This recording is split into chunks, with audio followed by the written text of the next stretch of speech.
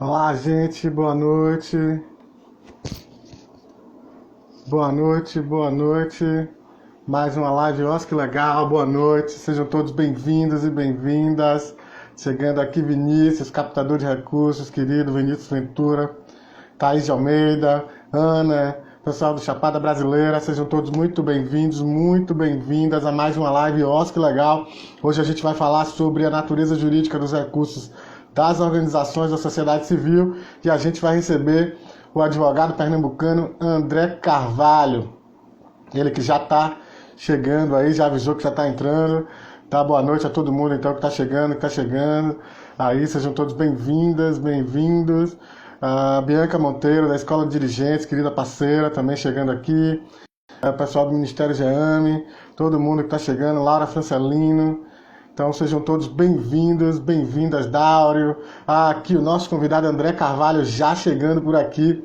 Então vamos lá adicioná-lo nessa nossa conversa para a gente conversar sem maiores delongas.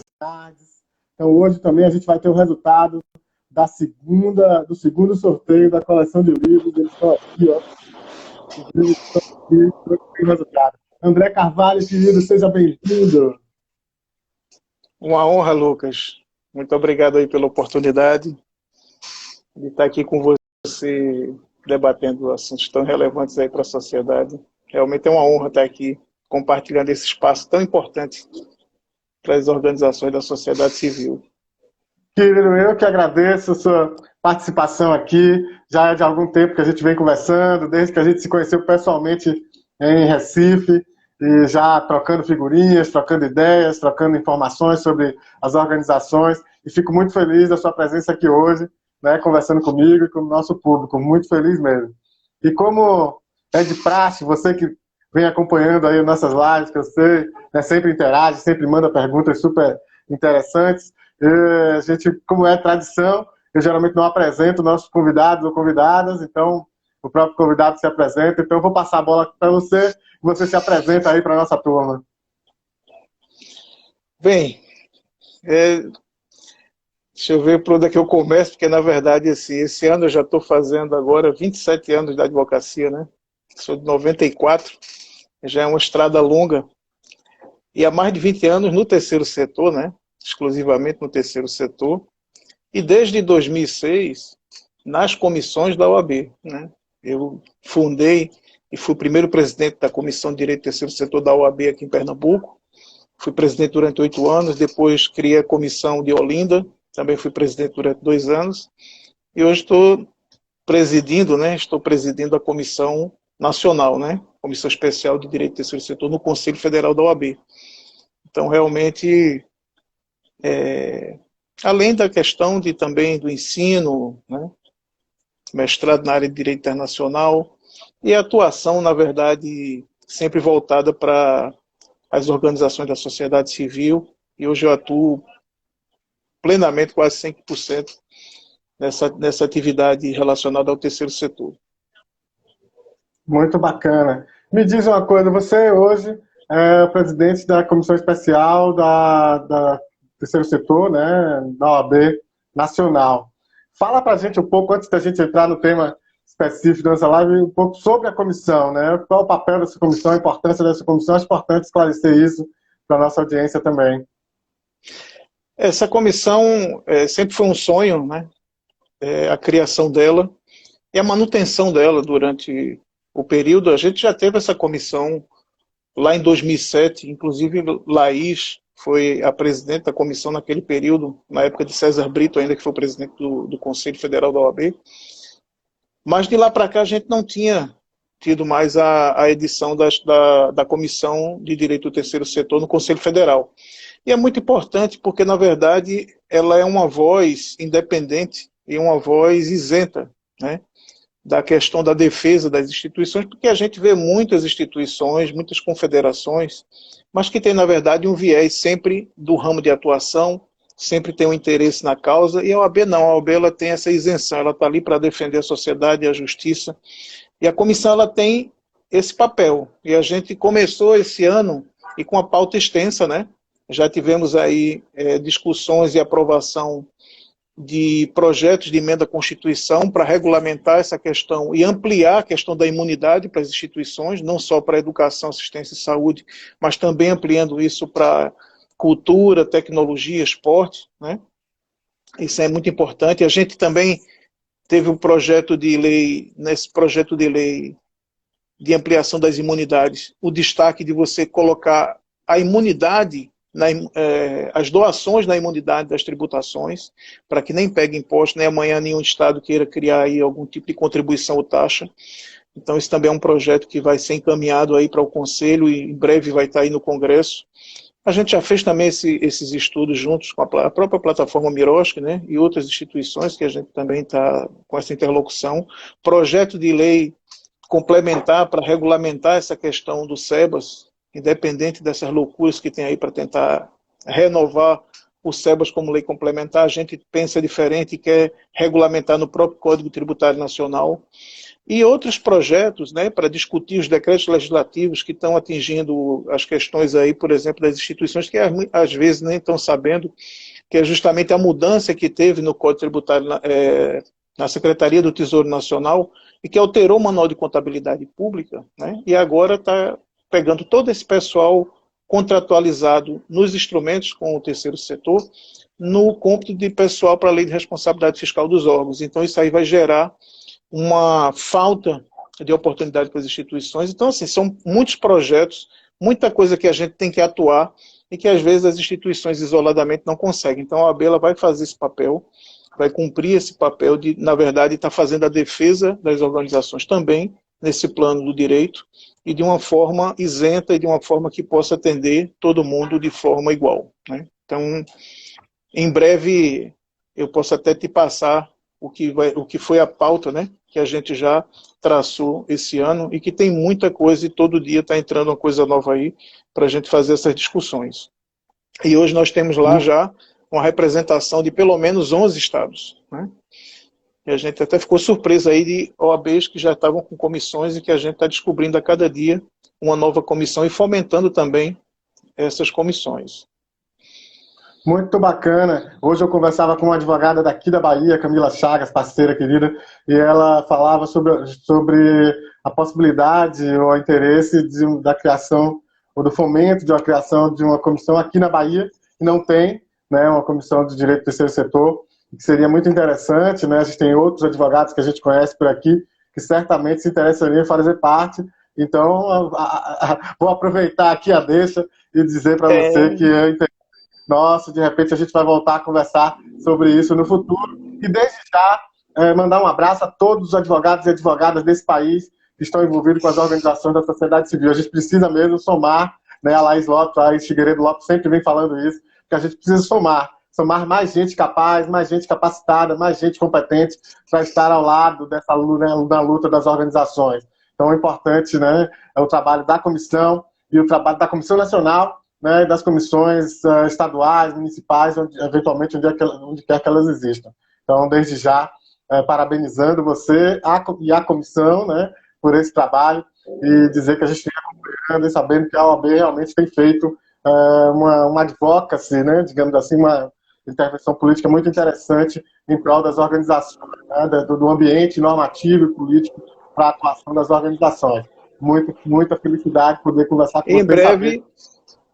Em breve também, Lucas, a gente vai estar divulgando aí, você vai ser um desses principais canais de divulgação e de participação também. A gente está preparando um congresso de direito do terceiro setor da OAB, que a gente vai tentar uniformizar e sistematizar todos esses pensamentos aí do mundo jurídico, para que a gente também possa levar um pouco de segurança para os colegas advogados, né, que atuam localmente e que às vezes ficam um pouco à margem dessas discussões. Então a gente também está preparando aí, ainda para esse primeiro semestre, final do primeiro semestre, um congresso de direito do terceiro setor da OAB aí.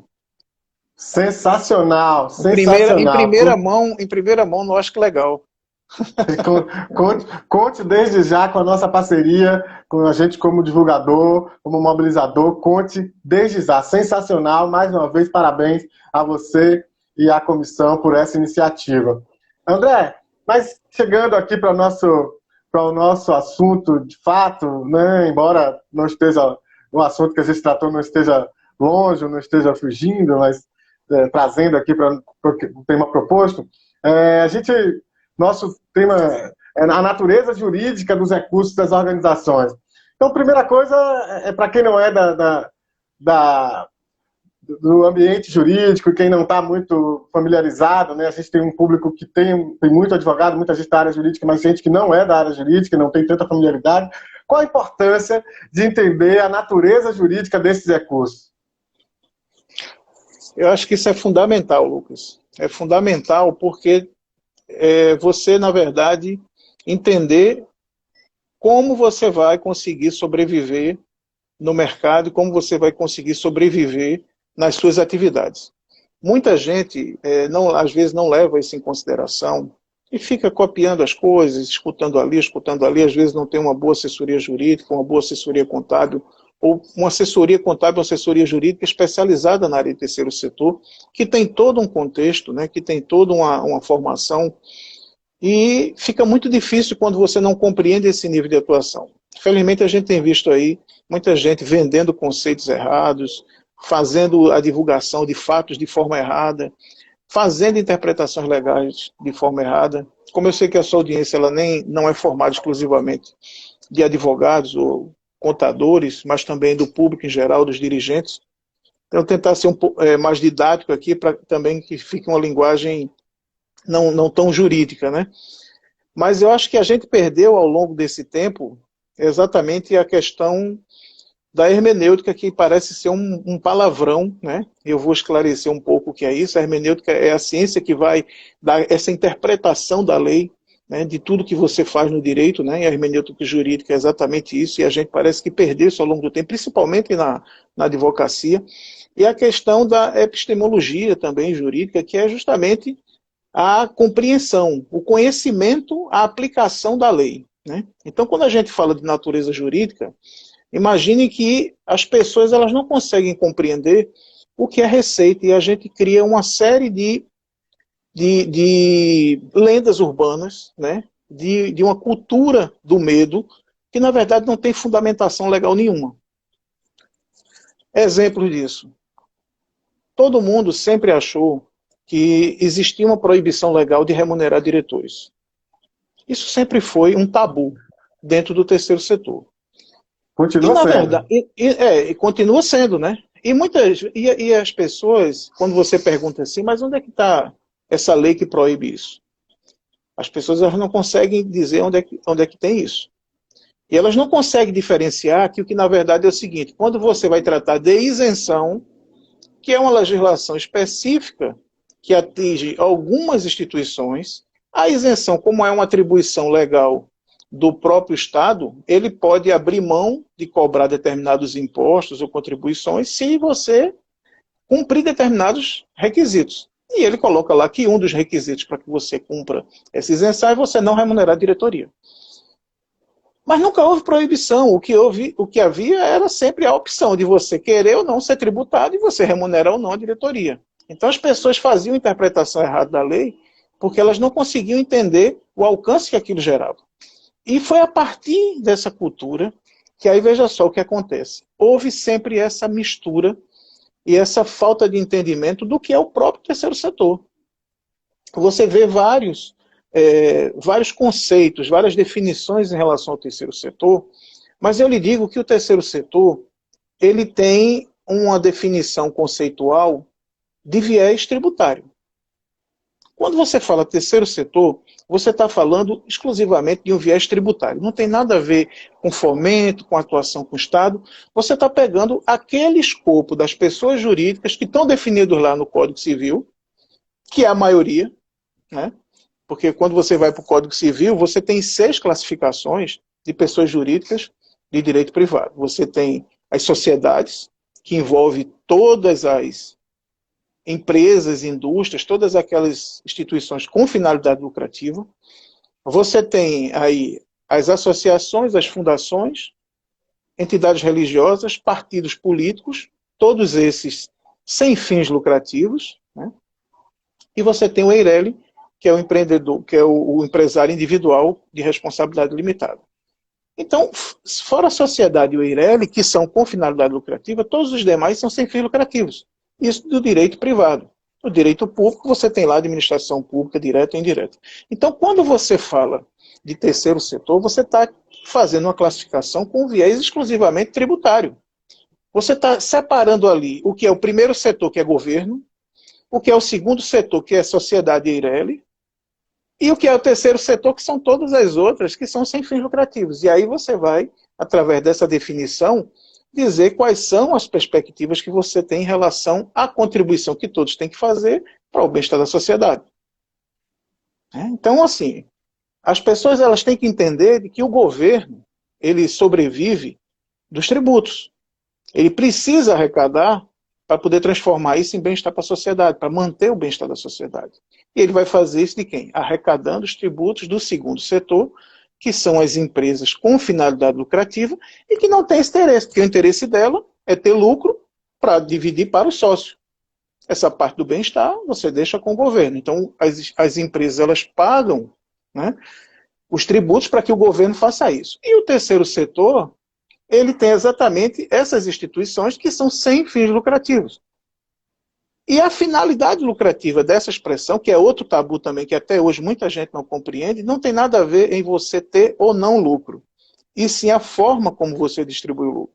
Enquanto o segundo setor, a finalidade lucrativa é ter o lucro para dividir para os sócios, no terceiro setor, você vai ter o lucro, mas esse lucro vai ser aplicado nos seus objetivos sociais, e esses objetivos sociais são de interesse público.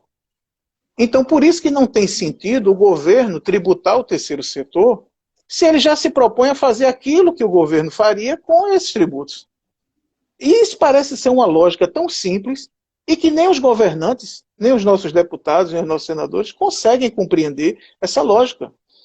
E eles insistem em cobrar tributos, mesmo que seja pouquinho, e é isso que leva também a essa submissão das instituições em aceitar esse tipo de tributação, Lucas, e isso é uma coisa muito preocupante, de inclusive a gente vê projetos de simples social.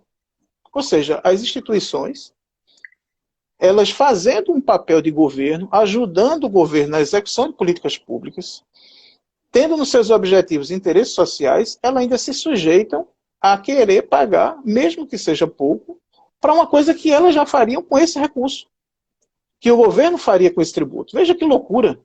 Então, assim, é uma falta de compreensão da natureza jurídica do que é receita, principalmente quando você trata terceiro setor. E aí, já fora essa confusão da questão do que é a nomenclatura terceiro setor e esse viés tributário, que é o que explica tudo isso, você tem a questão das nomenclaturas das outras legislações. E aí, por exemplo, se a gente vai falar de Miroski não tem nada a ver com a questão do terceiro setor necessariamente. Por quê? Porque o Miroski é uma legislação específica que vai regulamentar a transferência de recursos para as instituições, para a sociedade civil organizada. E, inclusive, ela coloca lá a possibilidade de transferência de recursos para cooperativas sociais. E a cooperativa, ela não é do terceiro setor. A cooperativa é do segundo setor. Por quê? Porque a cooperativa, ela tem nos seus objetivos estatutários a divisão e a distribuição tanto do bônus como dos ônus. Então, o cooperado, ele recebe aquilo que é distribuído. Então, é a mesma figura do sócio. Então, a sociedade, a cooperativa, ele é um tipo de sociedade. Ele é sempre uma instituição com finalidade lucrativa. Mas isso não impede que o governo reconheça que aquela cooperativa ela tem uma função social e que possa também transferir em determinados momentos recursos para que elas possam desenvolver alguma ação da política. Então, às vezes, as pessoas confundem isso e acham, por exemplo, que a cooperativa social ela faz parte do terceiro setor. Isso não tem nenhuma relação. Então, você precisa entender, quando você está falando de viés tributário, terceiro setor, instituição sem fins lucrativos e tributação, quando você está falando de mecanismos de transferência de recursos da administração pública para essas instituições para a execução de política pública. Então, isso é uma forma fundamental de você separar. Até porque a maioria das instituições, elas não conseguem diferenciar esse tipo de recurso. E aí você veja que loucura, porque o próprio decreto que regulamenta a 13019, que é o Miroski, ele diz lá no artigo 35 de que esses recursos, né, dos termos de parceria, dos termos de fomento e colaboração, né, todos esses instrumentos da 13019, eles não entram eles não são considerados receita própria. E eles têm que ser classificados contabilmente diferente. Ou seja, quando você faz um instrumento, seja o antigo convênio para as entidades de saúde que ficaram de fora, seja um contrato de gestão, seja um termo de parceria para a OCIP, um contrato de gestão para a OS, ou um termo de fomento, ou um termo de colaboração para as organizações dentro da 13019, esses instrumentos são de transferência de recursos públicos para serem administrados por essas instituições na execução de políticas públicas. Então, essa instituição, o governo entende que ela tem uma expertise melhor do que ele, para ajudar ele na execução de política pública, ela vai tomar conta daquele dinheiro, executar a política e depois ela vai prestar conta daquilo que ela fez. Isso não se confunde, isso não é a sustentabilidade da instituição. Isso, na verdade, é aquele fator que as pessoas esqueceram lá atrás do sem fins lucrativos, ou seja, você vai ter lucro, mas o seu lucro vai ser aplicado nos seus objetivos sociais, que é ajudar o governo na execução de política pública. Mas como é que você chega nesse lucro se você não tem nenhuma atividade de sustentabilidade? E como é que você consegue essas receitas de sustentabilidade? Prestação de serviço, comercialização de produtos e as doações. São as três fontes de receita que as instituições têm. Então, isso é muito importante que as instituições entendam que todas as instituições do terceiro setor, elas precisam ter fontes perenes de sustentabilidade. Elas precisam ter uma boa fonte de arrecadação de doações, elas precisam ter uma prestação de serviço perene, elas precisam ter a comercialização de produtos de forma perene, para que gere sustentabilidade, para que a instituição possa se manter e com o resultado, com o lucro dessas atividades, ela possa garantir a ajuda na execução de política pública através desses outros instrumentos.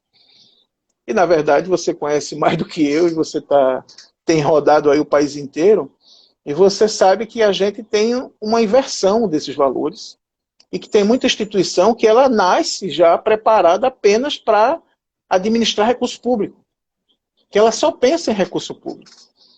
Né? E aí eu até brinco que eu digo que o brasileiro ele é tão inventivo, é tão criativo, que ele inventou uma nova modalidade, que são as autarquias privadas. Você tem a autarquia pública, a gente criou a autarquia privada. É uma instituição privada que só depende de recurso público. Se acabar aquele projeto, ela fecha. Né? Ela não tem, às vezes mudou o governo, acabou ali, até ela retomar, ela fica fechada, porque ela não tem o que fazer, ela não tem uma forma de sustentabilidade. Isso é muito preocupante. Né?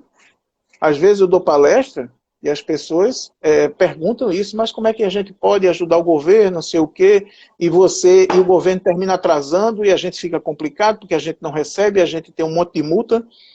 Eu disse, mas você contrata com o governo por quê, se você sabe que ele é assim? Então, assim, a gente não tem autonomia e as instituições elas não pensam de forma autônoma como uma empresa. A empresa, você não abre uma empresa achando que o governo vai lhe ajudar. Você tem que ter network, você tem que conhecer o mercado, você tem que batalhar para vencer no mercado, para que a sua empresa vá bem. E as pessoas acham que o terceiro setor é diferente disso. Né? Então, isso é uma questão que é muito relevante e a gente precisa deixar muito claro para as instituições que elas precisam compreender, primeiramente, qual é a função da existência delas. Né? E aí a gente está discutindo aqui, às vezes, coisas que a gente está discutindo sempre a consequência e não a causa. A gente está sempre discutindo porque não tem recurso, porque as instituições estão sofrendo, mas a gente nunca está discutindo a causa de por que ela chegou até ali. E a causa, quando a gente vai ver, exatamente essa falta de compreensão de como funciona o próprio sistema. Aquilo que é um sistema tributário, que é o viés terceiro setor, daquilo que é MIROSC, que é instrumentos de transferência de recursos públicos. Então, assim, é uma confusão muito grande, e isso atinge advogados, contadores e os próprios dirigentes das instituições que ficam perdidos, né, nessa questão. Então, por isso que é muito importante, às vezes, as comissões de direito do terceiro setor na OAB terem essa pauta. Uma coisa que a gente fomenta muito também é a comissão de terceiro setor nos conselhos regionais de contabilidade também, como aí na Bahia tem. Aí na Bahia é um dos que tem. Né? Mas também no próprio conselho de administração. Né? E aí, essa conjuntura, para que as pessoas possam ter uma boa orientação daquilo que elas precisam ter para se manterem vivas e poderem executar um papel relevante para a sociedade. Então, essa questão das receitas, a principal questão jurídica que envolve elas é essa compreensão em você entender o que é terceiro setor, quando você diz que é uma instituição do terceiro setor, ou quando você está falando de instrumentos, né, de transferência de recursos. Sem contar que aí a gente vai na questão da sopa de letrinhas, e aí é uma dor no coração, né? Às vezes, quando você está conversando com uma pessoa e você coloca as dificuldades que tem, aí o cara diz, então eu quero ser uma ONG. E aí você não sabe como é que responde, né? Como é que você vai dizer a ele que não existe isso? Aí o cara diz, não, mas tem uma associação brasileira de ONGs. Tá, mas, né? O que é ONG, né? Não tem ONG no mundo jurídico, né? No mundo jurídico não existe essa figura da ONG, a organização não governamental, é tudo aquilo que não é do governo. Então não existe uma descrição jurídica do que é ONG. E aí, você, não, então eu quero ser uma OSC, uma organização da sociedade civil. Aí o cara, quando começa a falar, o cara diz, não, então eu quero ser um OCIP, então eu quero ser um OS. E aí você, sabe, faz aquela mistura e o cara não sabe mais o que é titulação, e o cara não sabe mais aquilo o que é personalidade jurídica, e ele, na verdade, ele não sabe como é que ele vai atuar. E ele fica se guiando pela referência que ele tem de um edital que foi publicado, e ele acha que aquilo ali é uma coisa que ele sabe fazer, e ele queria fazer. E alguém disse que ele precisa montar uma instituição para fazer aquilo ali. Né? Então, Muito assim, bom. essas são... É só assim, o início para a gente quebrar a cabeça aí a noite toda. Muito bom, André. Só essa primeira pergunta já deu pano para manga. Você trouxe muitas questões aí. Cada ponto desse dava uma live inteira. Eu queria só aproveitar essa paradinha para beber água, para cumprimentar o pessoal que chegou aí. Muito o Davidson Sena, seu conterrâneo, lá também de Pernambuco, advogado, está aí elogiando, o querido Vinícius Ventura, Gesiel Bezerra, todo mundo elogiando aí já essa sua primeira abordagem. E eu queria cumprimentar aí a Sara Kimmel, o diácono Raimundo Nonato, Silvanete Brandão, Dilma Rodrigues, a Fátima Nascimento, toda a equipe do Elo, escritório de ligação e organização, o Alisson Frota, Daniel Pimentel, André Ribeiro, Carla Viana, Antônio Pereira, Oswaldo, Patrícia Medeiros, pessoal da Caritas Piauí, Luiz Montal e o Alexandre Carvalho. Sejam todos muito bem-vindos, muito bem-vindas. E já fazer um convite, semana que vem a gente não tem live, olha que legal, nós não estaremos aqui. A gente vai estar lá no nosso canal, no YouTube, das 17h30 às 19 horas. Vamos ter um debate, um Oscar Legal debate sobre a Defensoria Pública e as organizações da sociedade civil. Nós vamos estar com a Laís de Figueiredo Lopes, que é a pessoa que tocou a agenda do Miroski na presidência da República. Nós vamos estar com a doutora Rivana Ricarte, que é defensora pública no Acre, e é presidente hoje da Associação Nacional dos Defensores e Defensoras Públicas do Brasil, né? Ela está hoje na Associação Nacional. O doutor Fábio Amado, da Defensoria Pública do Rio de Janeiro, e o doutor Gil Braga, da Defensoria Pública do Estado da Bahia. Então vai ser um debate muito interessante, muito rico, terça-feira, 17h30, não é aqui no Instagram, tá, gente? É no nosso canal no YouTube. Então, a partir das 17h30 até as 19 horas, nós vamos estar com esse grande time, seleto time de defensores e defensoras super comprometidos e que vão estar debatendo com a gente o papel das defensorias públicas no diálogo com as organizações. Aliás, a doutora Laís Lopes não é defensora pública, ela é advogada, mas vai estar também trazendo outros elementos para essa discussão e eu tenho certeza que vai ser bom demais. Vamos? Então, todo mundo convidado, todos e todas convidadíssimos. Mas vamos voltar aqui. Você trouxe N questões, todas elas dão papo para mais de metro, né? Para mais de um dia. Mas eu queria tocar em um ponto importante aí que você trouxe logo no começo, que é a importância, né, da diversificação das fontes de financiamento. A gente tem falado sobre isso muito. E, né, nas discussões sobre as organizações, essa discussão vem muito à tona, a importância de você diversificar as fontes de recursos da sua organização. Então fala um pouquinho para a gente sobre isso, você citou isso, e eu queria que você explorasse um pouco mais esse assunto para a gente. Essa questão das fontes é exatamente importante, e aí parte sempre da questão, Lucas, do estatuto, né? Isso é uma coisa muito importante e que as pessoas às vezes não percebem. Todo estatuto social, e as pessoas elas têm a oportunidade de fazer isso, ele deveria nascer de um planejamento estratégico daquelas pessoas que decidem montar uma instituição, né?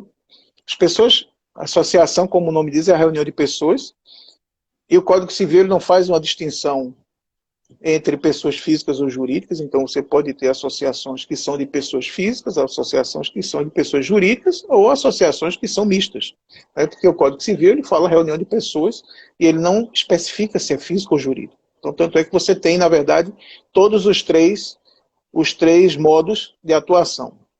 E aí, essa previsão, principalmente em relação à sustentabilidade, ela tem que estar prevista no estatuto, porque você tem que ter lá um capítulo lá, ou um artigo, referido à fonte de receita, né? Então, aquilo que você vai ter planejado para que você possa executar enquanto atividade e que vai gerar recursos e que vai, com esses recursos, você vai poder ajudar mais o Estado. E só tem sentido você falar disso quando a gente fala do viés tributário, né? Então, as fontes de recursos, elas têm que ser a prestação de serviços, e aí da área que você vai atuar, você tem que escolher ali quais são, entender quais são as atividades que você pode desenvolver como uma prestação de serviço naquela área.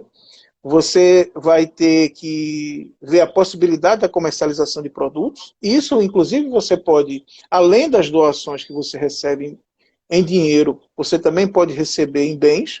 A própria Receita Federal faz a destinação de bens apreendidos para ser repassado às instituições, para que elas possam vender, né, em bazares, e aquilo ali é uma forma de você ter uma remuneração, de ter uma receita própria para a instituição, e essa receita, de acordo com o seu estatuto, ela vai ser aplicada aos objetivos sociais, exatamente para dar suporte àqueles outros instrumentos que a gente estava falando.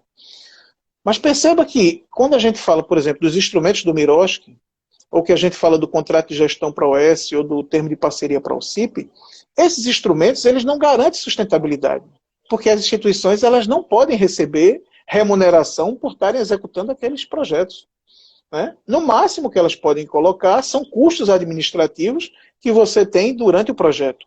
Mas isso não se confunde com a sustentabilidade da instituição, com a forma que ela vai se manter perene ao longo do seu tempo. Então é muito importante, e às vezes as pessoas não conseguem, inclusive, se valer dos grandes exemplos, né?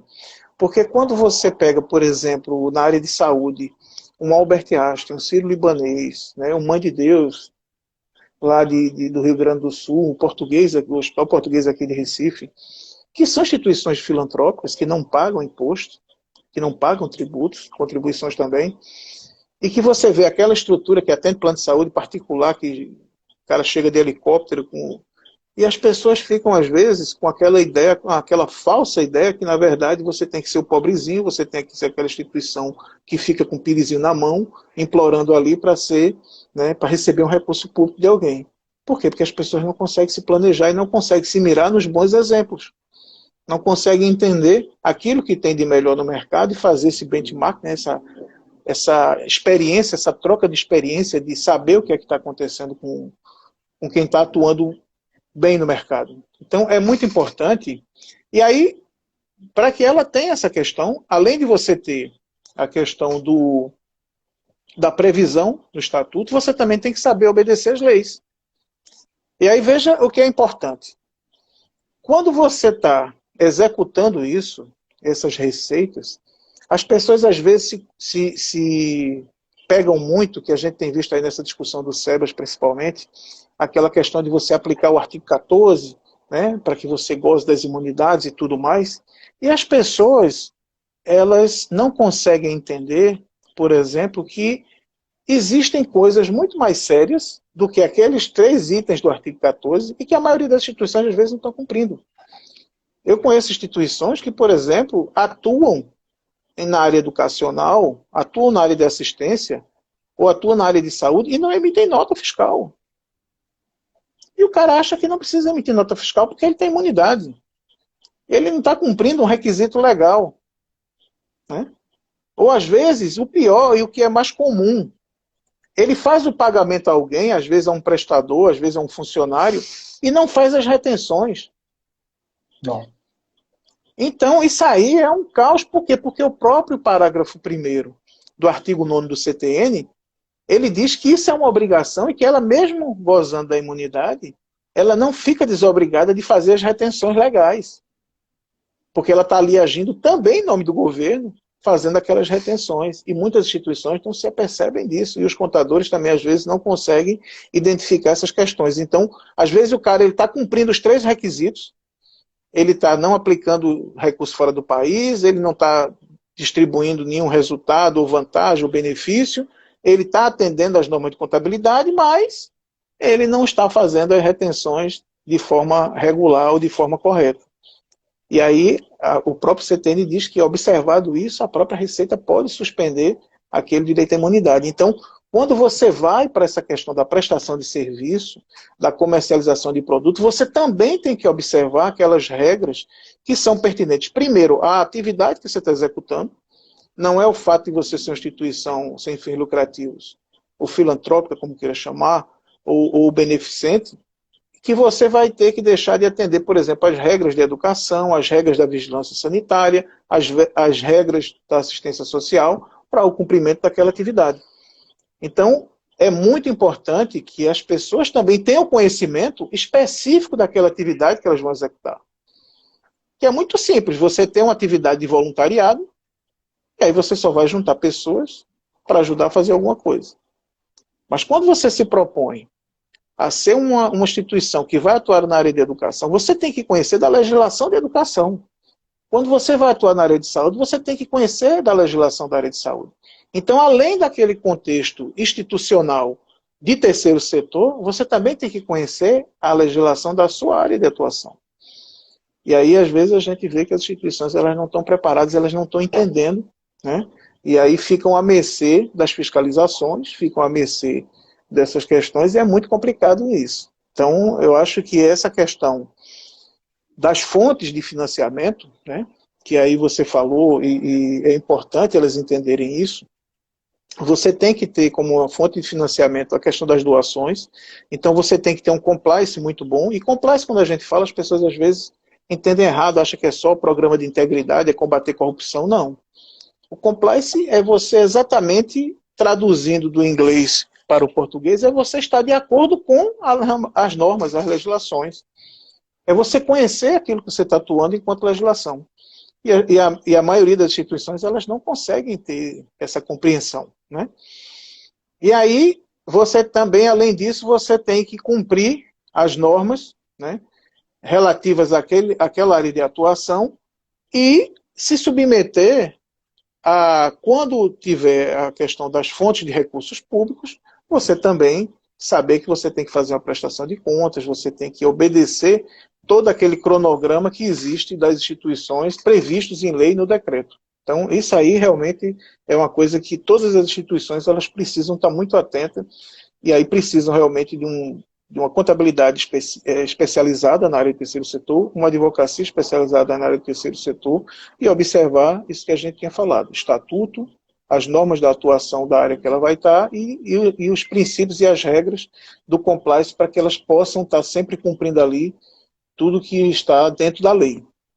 Até porque a gente vive num país de direito positivo, né? E isso significa dizer que tudo que você tem que fazer ou deixar de fazer, ele está escrito em alguma lei.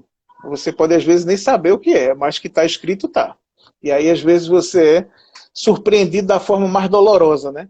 Que aí você tem ali, às vezes, uma imputação de algum crime ou de alguma responsabilização que você nem imaginava que existia, mas o cara está fundamentado ali e você vai descobrir da pior forma que existia uma lei que dizia que você tinha que fazer diferente.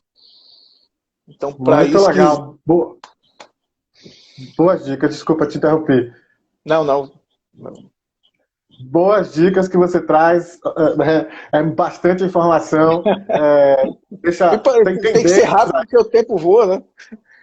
Às Exato, vezes... muitas delas para diversos assuntos, de fato uma riqueza de abordagens que você traz também, muito, muito interessantes, né, do ponto de vista dos estudos sobre as organizações e do ponto de vista da vida cotidiana, né, do como isso pode reverberar no cotidiano das organizações. Eu fico muito feliz aí de tanta abordagem, meio zonzo também, e olha que eu estou nessa discussão já, a gente fica meio zonzo e pensa nas pessoas que estão nos ouvindo, nos dirigentes, às vezes de pequenas organizações, o quanto essas informações também mexem com a cabeça. Vou aproveitar, falando das pessoas que estão me ouvindo, vou cumprimentar aqui mais uma turma que chegou aí. Valéria Mota, Geisele Rosa, o Célio Rocha, Rafael Carvalho, Lídia Furtado, Gesiel Bezerra, Mozart Santana, Ana Cunha Corrêa, Davidson Senna, o pessoal da Casa de Barro, a Lívia Maim, a Luísa Maim, companhia, a Bruna Holanda, pesquisadora querida, vai estar aqui comigo, já o spoiler, hein?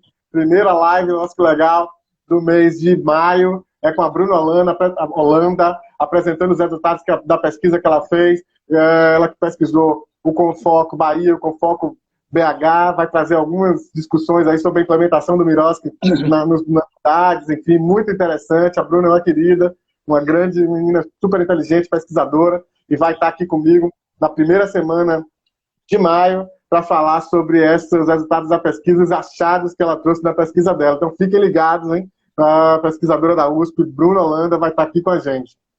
E muitas novidades por aí, não vou revelar todas agora não, para não dar todos os spoilers. Então, também cumprimentar a Sami, a Pessoa, e a Mércia Felinto, que chegaram aí também. E daqui a pouco, gente, tem o resultado do sorteio, tá?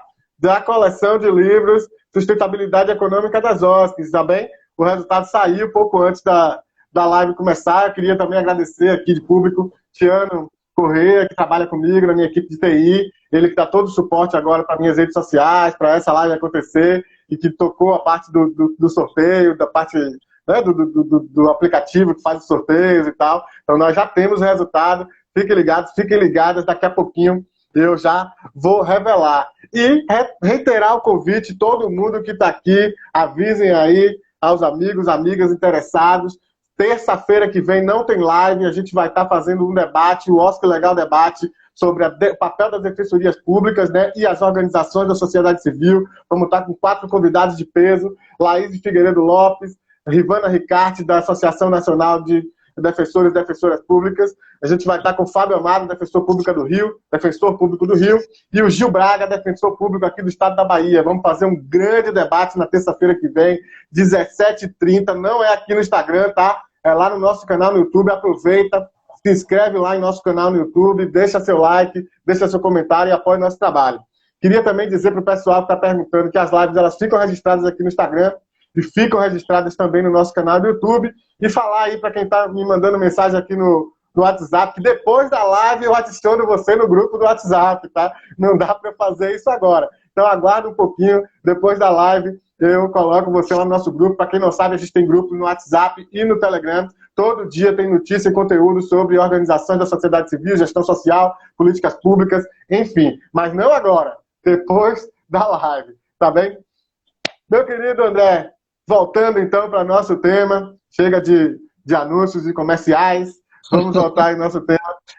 Você falou de uma coisa que a gente sempre debate aqui nas lives, desde as primeiras lives. Acho que a primeira live eu fiz com o Nailton Casumba em abril do ano passado. Nós estamos fazendo um ano de lives, nossa, que legal.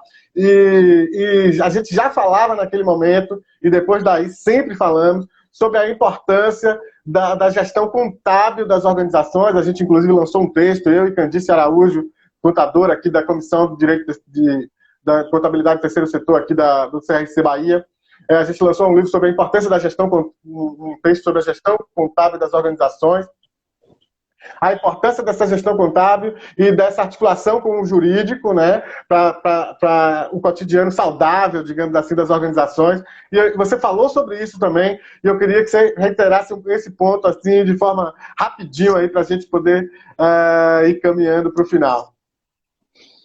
Esse tema é muito importante, Lucas, e a gente, eu acho que às vezes, como eu disse a você no início, a gente perdeu no caminho essa questão da hermenêutica e da epistemologia. A gente não está entendendo a aplicação da lei, o alcance que ela tem que ter, o sentido, o estudo dela, né? Isso tem gerado confusões. Você veja o seguinte: as decisões que a gente tem hoje, sendo refletidas no STF, no Supremo Tribunal Federal, de questões de 20, 30 anos atrás, da Constituição, né? Então, assim, a insegurança que as instituições tiveram durante esse tempo todo e que ainda continuam tendo, por quê?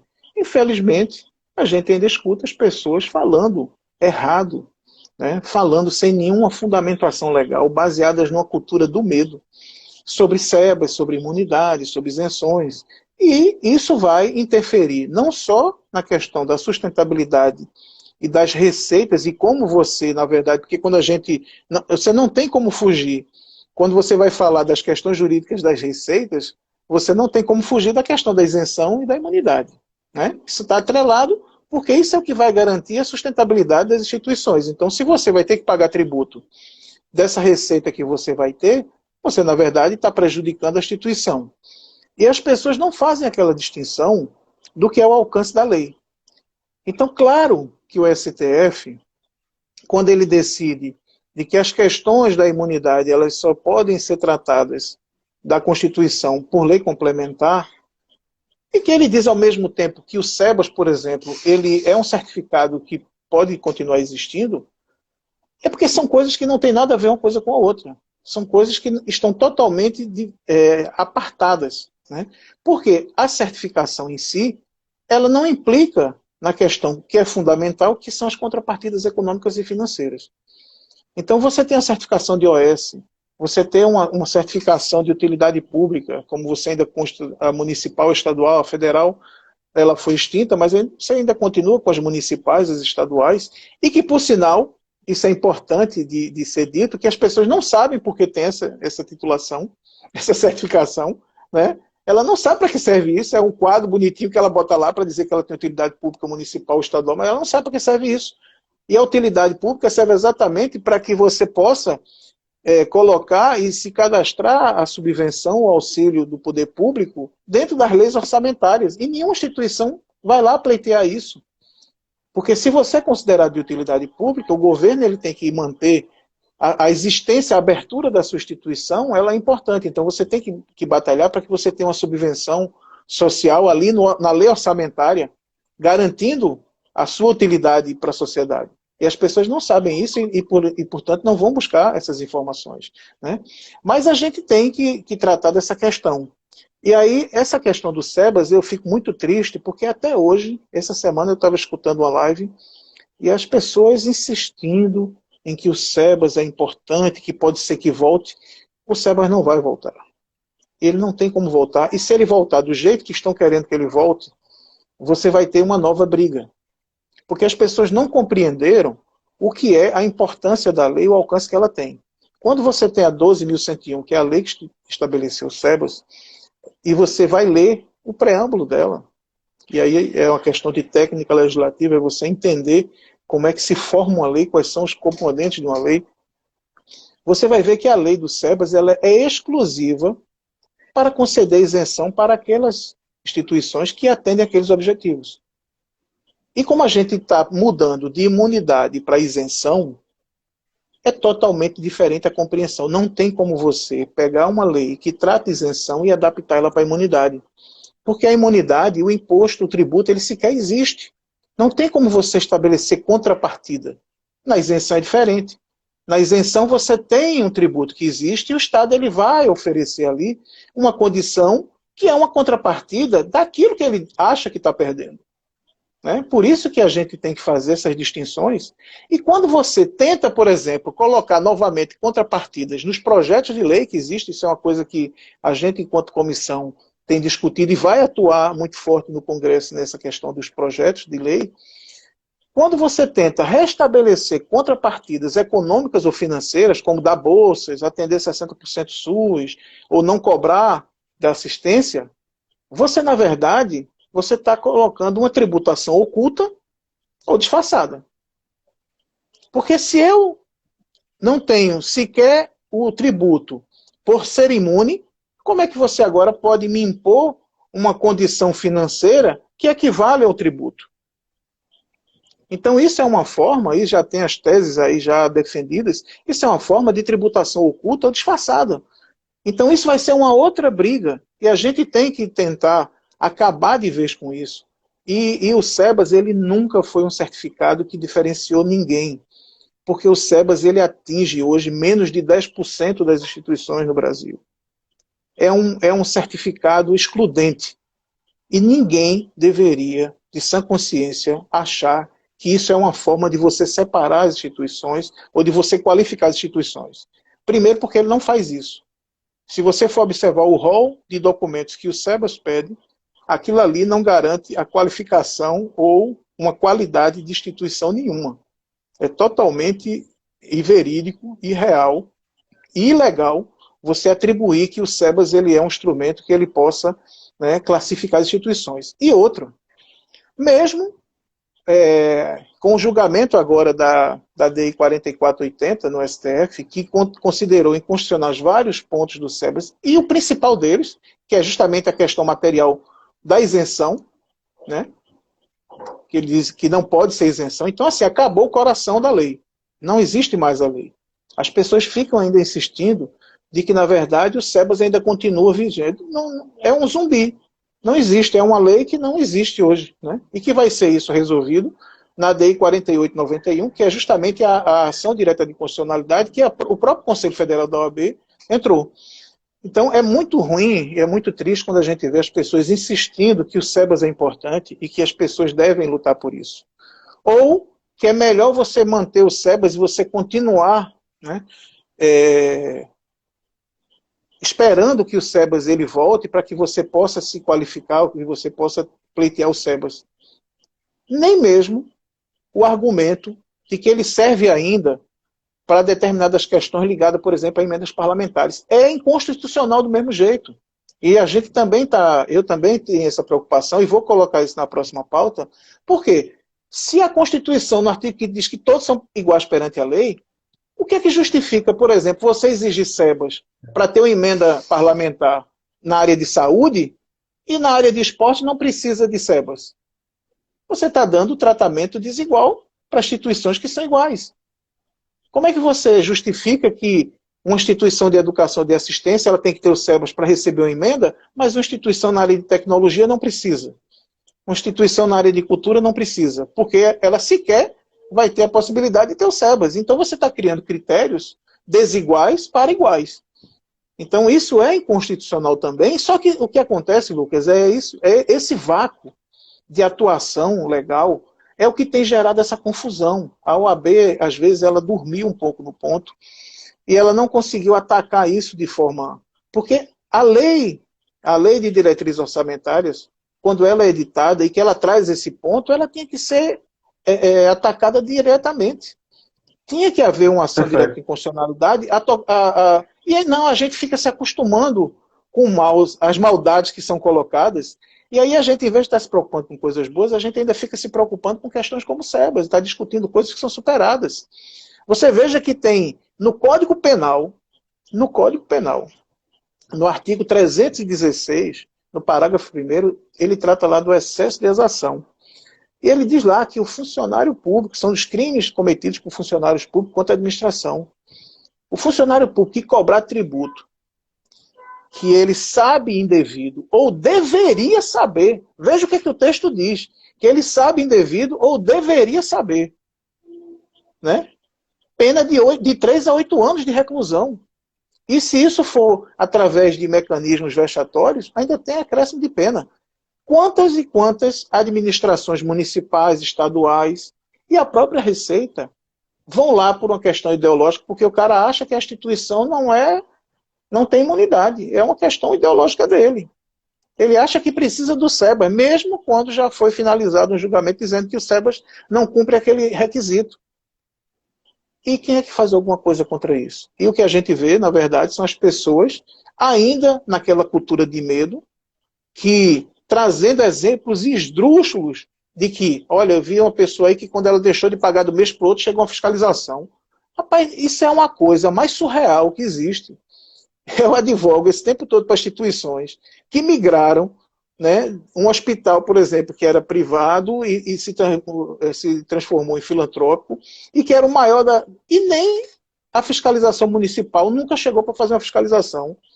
Imagine uma instituiçãozinha, pequenininha, que não movimenta nada, e que se ela deixar de pagar um mês, a Receita vai lá atrás dela buscar. Então, assim, são exemplos que, na verdade, geram, infelizmente, uma cultura de medo nas pessoas. Então, hoje você tem essa cultura de que a Receita ela é o bicho-papão, e não existe isso. Então, na verdade, hoje a gente tem essa cultura de que as instituições elas estão ali para ajudar o governo na execução de políticas públicas que são obrigação do governo, porque estão na Constituição, que é dever do Estado, e ainda tem que pagar tributo e tem que sujeitar a todas as regras e todas as maldades que o governo faz para repassar o recurso para a instituição. Então, assim, a gente tinha que avançar muito nas discussões, a gente tinha que discutir muitos temas, e a gente está preso nessas questões.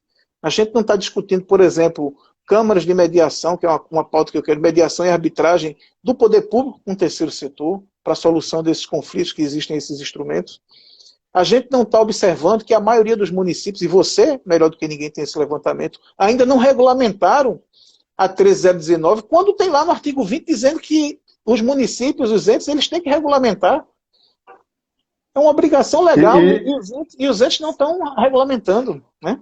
Sem contar então, que aqueles que regulamentam muitas vezes fazem de forma precária, é pior, uma porcaria. É pior.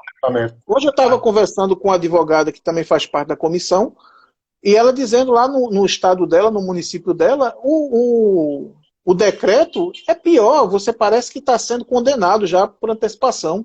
Parece que o decreto ele parece um roteiro de termo de ajuste de conduta. Coloca para o Ministério Público, da certidão se você tem atuação ou não, não sei o quê. Ou seja, inclusive atribui responsabilidade para o Ministério Público, que é uma coisa ilegal.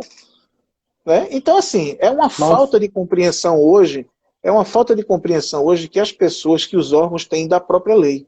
Isso não é culpa só, isso não é um privilégio só das instituições, porque você tem essa falta de entendimento nas instituições do terceiro setor, você tem uma falta de entendimento disso, infelizmente, com os colegas advogados, com os contadores, mas também você tem essa falta de compreensão gigantesca no próprio serviço público, na própria administração pública. Ela não sabe como agir isso, ela não sabe como atuar dessa maneira. Então, é muito importante a gente sempre estar discutindo, a gente está sempre levantando esses pontos, a gente está colocando, pontuando, né? E aí o problema é esse, Lucas. A gente, quando às vezes vai fazer uma live, a gente não tem tempo de explorar e de colocar todos aqueles pontos de forma fundamentada. E aí você fica naquelas conversas bonitas do medo, e as pessoas, como não têm conhecimento, acham que é verdade. Então, na verdade, o que eu tenho visto aí são muitas lives que criam narrativas falaciosas, né? Ou seja, pensam alguma coisa que seja dentro de um contexto de verdade e vendem um pacote que, na verdade, não existe. Porque criam uma narrativa falaciosa que tentam induzir as pessoas a achar que aquilo que elas estão vendendo é uma coisa certa. E aí realmente é muito complicado, a gente tem que atuar muito forte nisso, a gente tem que disseminar informação.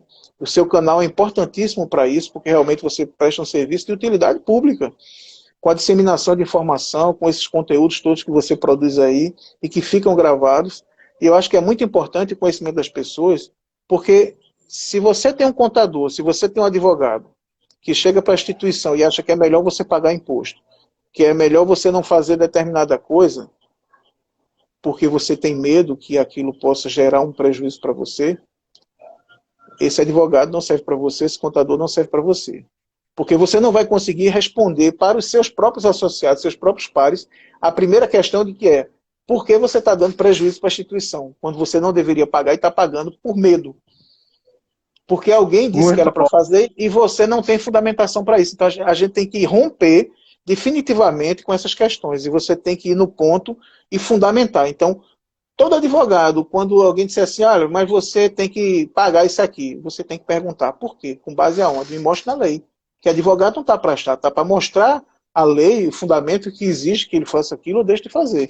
E o contador a mesma coisa. Então, acho que a gente precisa quebrar esse tabu, né? E aí isso é live que não acaba mais para debater esses temas.